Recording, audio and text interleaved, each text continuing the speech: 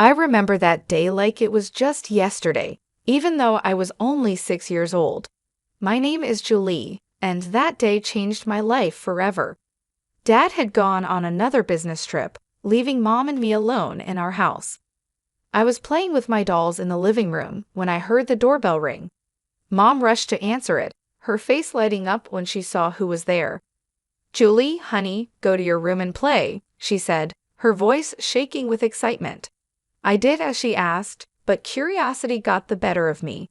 I peeked around the corner and saw a tall man I didn't recognize. Mom was quickly packing clothes into a suitcase, moving faster than I had ever seen her move before. Mom zipped up her suitcase and headed for the door. I stepped out from where I was hiding, feeling confused and scared. "Mommy, where are you going?" I asked. "I have to go away for a while, sweetie," she said, not quite looking me in the eyes. "Be a good girl for Daddy, okay?" And just like that, she was gone. No hug, no kiss goodbye, just the sound of a car engine starting and fading away. I stood there, staring at the closed door, waiting for her to come back, but she didn't. The house felt bigger and emptier than ever before. As night came, I grew more scared. I tried to turn on the lights, but I was too short to reach the switches. The darkness seemed to close in around me, and I started to cry. "Mommy, Daddy," I called out over and over, but no one came. I don't know how many days passed. I was hungry and thirsty, and the dark felt alive with monsters waiting to get me. I cried until I had no tears left, then huddled in a corner, shaking with fear. Finally, I heard voices outside. Our neighbor, Mrs. Jeremy, was talking to someone. "I've been hearing a child crying for days," she said. "I'm worried something might have happened." The door burst open, and suddenly the house was full of people, policemen, neighbors, and finally my dad. "Jen," he cried, scooping me up in his arms. "Oh God, Julie, I'm so sorry." I held onto him tightly, crying with relief. Over his shoulder, I saw a policeman holding a piece of paper. "Mr. James," the policeman said seriously, "I think you should read this." Dad gently set me down and took the note. As he read it, his face fell. He suddenly looked much older, like years had passed in just a few moments. "She's gone," he whispered. "Amy's gone. She left us." The next few weeks were a blur. Dad took time off work to stay with me. We had lots of visitors, relatives, friends, and a nice lady who Dad said was a child psychologist. "Jen has been through a traumatic experience," the psychologist explained to Dad. "It's normal for her to have some fears and anxieties after what happened." And boy, did I have fears. I couldn't sleep without a light on. The dark terrified me. I panicked whenever Dad had to leave, scared that he wouldn't come back either. The fear never really went away. It became part of who I was, just like my brown hair or green eyes. I became Julie James, the girl whose mother left her, the girl afraid of the dark, the girl always worried about being abandoned. As days turned into weeks and weeks into months, life started to feel normal again, but a new kind of normal. Dad and I became a team of two, figuring out how to live in this new world without Mom. He learned to braid my hair. He wasn't very good at first, but he got better with practice. And I learned how to make his coffee just the way he liked it. Then everything changed when Dad met Lauren. I was 8 years old when he introduced me to her. Lauren had kind eyes and a warm smile that made me feel comfortable right away. Over the next few weeks, Lauren became a regular part of our lives. She didn't try to replace my mom, which I appreciated more than I could say. Instead, she found her own place in our little family. One day, I overheard Dad talking to her on the phone. "I think it's time, Lauren. Will you move in with us?" Lauren moved in a week later. She didn't try to be my mom, but she became something just as important, a friend. She helped me with my homework, braided my hair much better than Dad ever could, and always made sure there was a nightlight in my room. As the years passed, other things changed too. Dad's company became successful, and suddenly we were moving to a big new house in a fancy neighborhood. I got my own room with a walk-in closet and a view of the backyard pool. But some things didn't change. I still slept with a nightlight. I still worried every time Dad went on a business trip, and sometimes late at night, I'd see him looking at old photos of Mom. My 11th birthday started like any other day. I woke up to the smell of pancakes, Lauren's special birthday treat for me. Dad was home from work, and we were planning a small party later. Everything seemed perfect. Then the doorbell rang. As I walked into the living room, I froze. Standing there, looking older but unmistakable, was my mother. Next to her was a little girl, about 6 years old, holding a teddy bear and looking around with wide eyes. "Amy," Dad said, his voice tight. "What are you doing here?" Mom took a deep breath. "Larry, I am so sorry for everything. I know I have no right to be here, but," she gestured to the little girl. "This is Maria. She's your daughter." The room went silent. I felt like I couldn't breathe. Dad's face showed a mix of emotions: shock, anger, disbelief, and then something else. "My daughter?" he repeated. Mom nodded. "I was pregnant when I left. I didn't know then. I swear, Larry, I've made so many mistakes. I'm not asking you to forgive me, but Maria, she deserves to know her father." I watched as Dad knelt down to the little girl's level. "Hi, Maria," he said softly. "I'm your dad." Maria looked up at him shyly. "Hi," she whispered. As Dad talked to Maria, I noticed Lauren standing in the doorway, her face pale. She turned and walked away quickly. I wanted to follow her, but I felt stuck, unable to move. The next few hours were a blur: lots of adult conversations I wasn't supposed to hear, raised voices, and tears. I hid in my room, hugging my knees to my chest, trying to make sense of it all. Later that evening, Dad came to talk to me. "Julie," he said, sitting on the edge of my bed, "I know this is a lot to take in. Your mom, she's made some big mistakes. But Maria, she's innocent in all this. She's your sister. I've decided to give your mom another chance, for Maria's sake." The next day, I watched from my window as Lauren packed her car. She looked up and saw me watching, with tears in her eyes. She waved goodbye. I waved back, feeling like a part of me was leaving with her. Mom and Maria moved in that same day. Maria took the guest room, and Mom took her old place in Dad's room. It felt wrong, like she was erasing the last 6 years as if they never happened. The years that followed were complicated. Mom was back, but it wasn't the happy family reunion I had hoped for. When I was younger, I might have dreamed about having a close relationship with my mom, but it never really happened. She adored Maria, giving her all the attention and love, but with me, there was always a distance, a feeling of awkwardness that never went away. Maria was just a kid. She didn't ask to be part of this complicated situation. I tried not to be resentful, but it was tough, especially when I saw how easily she fit into Mom and Dad's life in a way I never seemed to. By the time I turned 19, I was more than ready to leave for college. I decided to study zoology because animals were always easier for me to understand than people. They didn't judge, they didn't have complicated emotions, and they didn't come with messy family histories. They just were. The day I left for college was bittersweet. Dad hugged me tightly, his eyes misty. "I'm so proud of you, Julie," he said. "You're going to do great things." Mom gave me an awkward pat on the shoulder and said, "Good luck," but her smile didn't quite reach her eyes. Maria, now 14, rolled her eyes and muttered, "Finally, I get my own room." I pretended not to hear her and focused on Dad's warm embrace. College was a relief. For the first time, I was away from the tension at home and the constant reminder of my complicated family situation. I threw myself into my studies, finding peace in the world of animals and nature. But even though I did well in school, I struggled socially. Years of feeling like an outsider in my own family had left a mark. I was quiet, reserved, and always afraid of getting too close to people. What if they left, like Mom had? What if they replaced me, like Maria seemed to have done? Instead, I found comfort at the small zoo on campus, where I volunteered in my spare time, caring for the animals. There was a particularly grumpy old llama named Larry who became my favorite. He didn't like most people, but he seemed to tolerate me.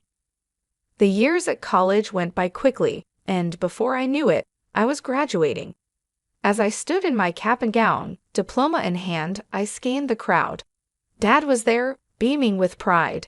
Mom and Maria were there too, clapping politely.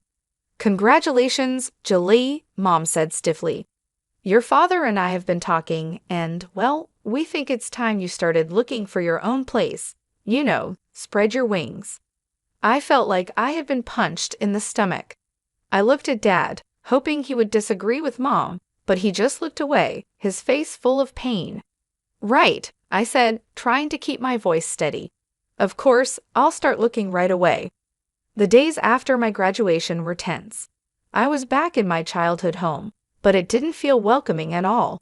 Dad tried his best to make me feel comfortable, but Mom and Maria made it clear that I was not wanted there. "Julie, have you started looking for jobs yet?" Mom would ask during breakfast, her tone pretending to be sweet. "You know, it's important to get your foot in the door early," Maria would add, with a smirk. "Yeah, and maybe you could find your own place too. It's getting kind of cramped around here." Nights were the hardest. I still needed my nightlight to sleep, something Maria didn't miss. One evening, as I was getting ready for bed, she barged into my room. "Seriously?" she scoffed, pointing at my nightlight. "You're 23, and you still need that? No wonder you don't have any friends." I felt my cheeks burn with shame. "Leave me alone, Maria," I muttered, but she wasn't finished. The next day at dinner, she brought it up again, this time in front of everyone. "Hey, Mom, Dad," she said, her voice dripping with fake concern. "Don't you think Julie should see a therapist or something? I mean, she's an adult who's afraid of the dark and can't make friends. That's not normal, right?" Something inside me snapped. Years of bottled-up hurt and anger burst out. "You want to know why I'm like this, Maria?" I said, my voice shaking. "It's because when I was 6, my mother left me alone in a dark, empty house for days.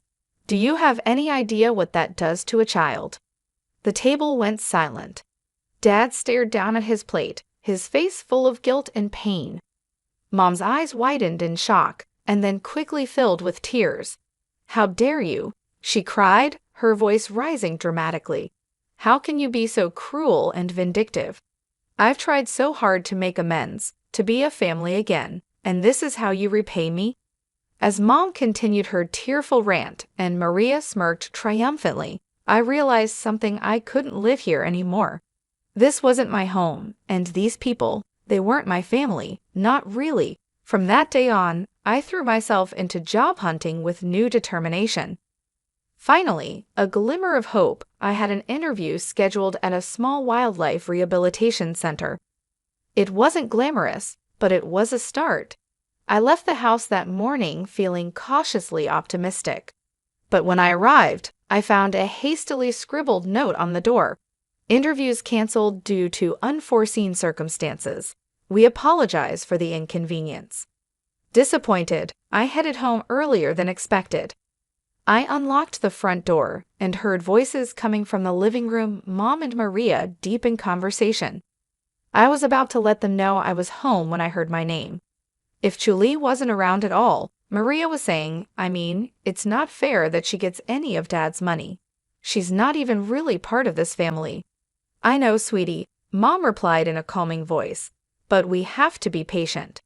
Once she moves out, it'll be easier to convince your father to change his will. We just need to keep pushing her to leave." It felt like a bucket of ice water had been poured over me. They didn't just want me out of the house, they wanted me out of the family entirely. And they were after my inheritance, too. I sat on my bed, my mind racing. What should I do? Should I tell Dad? But would he believe me over Mom and Maria? He had forgiven Mom for leaving us before, and he loved them both. Maybe he'd take their side. My first bit of luck came when I saw a job posting for the Oklahoma City Zoo. They needed a zoologist to help with their wildlife rehabilitation program. It wasn't a fancy job, but it was exactly what I had been trained for. I sent in my application right away, and to my surprise and happiness, I got called in for an interview. On the day of the interview, I stood in front of the zoo's main gate, taking deep breaths to calm my nerves. The interview went better than I could have imagined. The head zoologist, Dr. Frank, seemed impressed with my knowledge and passion. "You've got the job, Julie," she said with a warm smile. "Welcome to the team." I could have cried with relief. Finally, something was going right. Working at the zoo was everything I'd hoped for and more. I spent my days caring for injured wildlife, educating visitors about conservation, and even helping with research projects. In the evenings, I'd return to my tiny apartment, which I was able to rent with the money I saved. To combat the loneliness, I started joining online forums for animal lovers and people with similar interests. That's where I met Scott. Scott was from the same city, shared my love for animals, and had a great sense of humor that made me laugh even on my toughest days. We started chatting regularly, sharing stories about our day, and discussing everything from the latest conservation efforts to our favorite books. One day, Scott suggested we exchange photos. With trembling hands, I sent him a recent picture of me at the zoo. He replied with a photo of himself. He had kind eyes and a warm smile that made my heart skip a beat. But as much as I enjoyed our conversations, the idea of meeting in person or even admitting my growing feelings scared me. What if he rejected me once he got to know the real me? What if he left, just like Mom did? Around this time, I started talking with Hannah, a girl I met on a support forum for people with childhood trauma. She understood my fears in a way no one else had before. "You know what helps me?" Hannah wrote one day. "I write emails to the people I can't talk to in real life. I pour out everything I'm feeling, all the things I wish I could say, but I don't send them. I just save them as drafts. It's really healing." Taking Hannah's advice, I started writing emails to Dad. In them, I told him everything: how I overheard Mom and Maria's conversation, how hurt I was that he didn't seem to notice me anymore, and how I felt like an outsider in my own family. I also started writing to Scott. In these emails, I allowed myself to be vulnerable in a way I couldn't be in our chats. "Scott," I wrote, "I think I'm falling for you, but I'm scared. I'm scared of letting anyone get close to me. I'm scared of being hurt again." These emails, too, remained unsent, my feelings safely tucked away in my drafts folder. Dad would call occasionally, his voice a mix of concern and confusion. "Julie, honey," he'd say, "why don't you come over for dinner this weekend? We miss you." Each time, I'd come up with an excuse. "Sorry, Dad, I've got a big project at work," or "I'm not feeling well this week, maybe next time." Then, one Thursday afternoon, I was at the mall picking up some essentials when I heard a familiar voice call my name. "Julie, is that you?" I turned around, and there she was, Lauren, my former stepmother. She looked older, but her kind eyes were just the same. Before I knew it, we were hugging, years of separation melting away in an instant. That's when I noticed a young boy standing beside her, looking up at us curiously. "This is my nephew Justin," Lauren explained, ruffling the boy's hair affectionately. "I'm raising him now," Lauren explained, her voice soft. "My sister passed away last year." Over coffee, Lauren filled me in on her life after she and Dad split up. She had been on her own until her sister's death left Justin in her care. After that, we started meeting regularly, sometimes just the two of us, sometimes with Justin. One day, Lauren called and urgently asked me to look after Justin for the evening. Justin arrived at my apartment, backpack in tow. As I prepared dinner in my tiny kitchen, I could hear him tapping away on my laptop in the living room. I told him he could play games if he finished his homework. When I came out of the kitchen with 2 plates of spaghetti, I found Justin looking guilty, his face pale. "Julie," he said, his voice trembling, "I did something bad. I was curious, and I saw these emails in your drafts folder, and I sent them. All of them. I'm so sorry." The world seemed to spin around me. Those emails, my private thoughts, my deepest feelings had been sent out into the world. To Dad, to Scott, I felt like I couldn't breathe. That night, after Justin left, I lay in bed, my mind racing. What would Dad think? And Scott, oh God, Scott. My phone pinged with a message notification. It was from Scott, but I couldn't bring myself to read it. What if he was disgusted by my feelings? What if he never wanted to speak to me again? I barely slept that night, tossing and turning, imagining all the worst-case scenarios. A few days later, my phone rang. It was Dad. "Julie," he said, his voice serious. "We need to talk. Can you meet me at the cafe near your old high school?" My heart pounded as I sat across from Dad in the small cafe. He looked tired, his face showing lines I hadn't noticed before. "I got your emails," he said quietly. "Julie, I had no idea you were feeling this way about your mother, about Maria, about everything." I couldn't meet his eyes, feeling a mix of shame and fear inside me. "Julie, look at me," Dad said, his voice gentle but firm. I looked up, surprised to see tears in his eyes. "I love you more than anything in this world. I'm so sorry I made you feel like you weren't important to me. That was never, ever my intention." We talked for hours, really talked, in a way we hadn't in years. We talked about Mom's return, about Maria, and about how I had felt pushed aside and forgotten. Dad listened, really listened, occasionally wiping away a tear. Finally, he stood up. "I need some time to process all this," he said, "but Julie, we're going to figure this out, you and me." As I watched him walk away, I felt a mix of relief and nervousness. What was going to happen now? But I didn't have much time to think about it because my phone rang again. It was Scott. "Julie," he said, his voice warm but a little nervous, "I got your email, and I feel the same way. I've been too scared to say it, but I really like you. Would you like to meet for coffee?" My heart soared. "Yes," I said, surprised by how steady my voice was. "I'd love to." The next day, I met Scott at a small coffee shop. He was even more handsome in person, with a kind smile that put me at ease right away. We talked for hours about our fears, dreams, and pasts. For the first time in years, I felt truly seen and understood.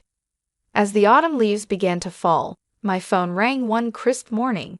It was Dad. "Julie," he said, his voice warm, but with something serious underneath, "I'd like you to come to Thanksgiving dinner. It's important to me that you're there." Something in his tone made me agree. Thanksgiving Day arrived, and I stood on the doorstep of my childhood home, my heart pounding. Scott had offered to come with me for support, but I felt this was something I needed to face on my own. Mom opened the door, her smile not quite reaching her eyes. "Julie, how nice of you to join us." Maria, lounging on the couch, barely looked up from her phone. "Oh, you came." Dad emerged from the kitchen and hugged me warmly. "I'm glad you're here, sweetheart," he whispered. As we sat down to dinner, the tension was thick. Mom and Maria exchanged glances, their smiles forced and fake, but Dad seemed unusually calm. Just as Mom started to serve the Oklahoma, Dad cleared his throat.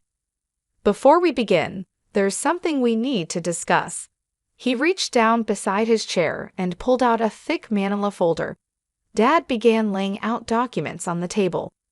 "Amy, Maria," he said, "I've known for a while that something wasn't right, so I did some investigating." He held up a bank statement. "First, I discovered regular withdrawals from our accounts, that I didn't make quite substantial amounts, in fact." Mom's face turned pale, and Maria suddenly found her plate very interesting. Dad continued, pulling out another document. "I also hired a private investigator, Amy. He provided photographic evidence of your meetings with a certain gentleman at the Oklahoma City Hotel." Mom gasped, her hand flying to her mouth. "Larry, I could explain," but Dad wasn't finished. He pulled out one final document, his hand shaking slightly. "I had a DNA test done," Dad said quietly. "Maria isn't my biological daughter." The room went silent. Maria's phone slipped from her hands and clattered to the floor.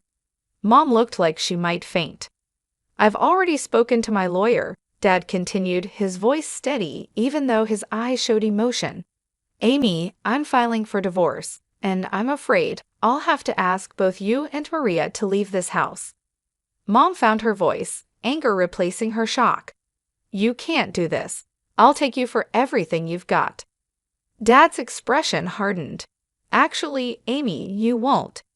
If you try to claim any property, I'll countersue and demand repayment of all the money you've taken, plus what I've spent raising Maria. My lawyer assures me I have a very strong case. Tears streamed down Mom's face as she realized the seriousness of the situation. Maria sat in stunned silence, her world falling apart around her. In the days that followed, Mom and Maria moved out. Dad and I began to rebuild our relationship, stronger than ever before. We started having weekly dinners, long talks, and even began planning a father-daughter road trip. One day over coffee, Dad hesitantly brought up Lauren. I've been thinking a lot about the past, he said, about the mistakes I made. I reached out to Lauren to apologize. We've been meeting for coffee, talking things through. I smiled, genuinely happy for him. That's wonderful, Dad. Lauren is an amazing woman. As for me, things with Scott were going better than I could have ever imagined. He was patient, kind, and understood my fears and insecurities. With his support, I was even starting to work through my issues in therapy.